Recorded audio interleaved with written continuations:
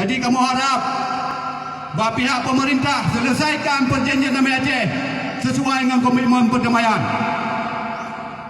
Jadi mudah-mudahan pulang mudik kamu meriwang laut dong. Pakat. Allahu Akbar. Merdeka. Insya-Allah. Nyo komitmen perdamaian.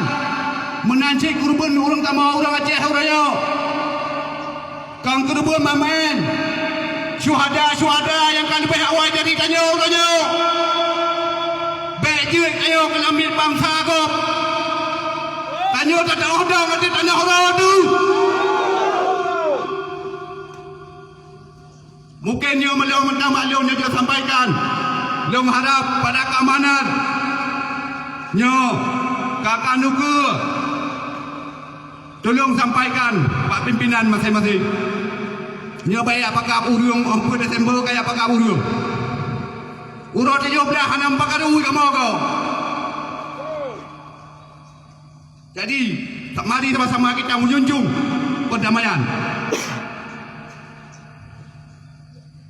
Mungkin ini macam loh hari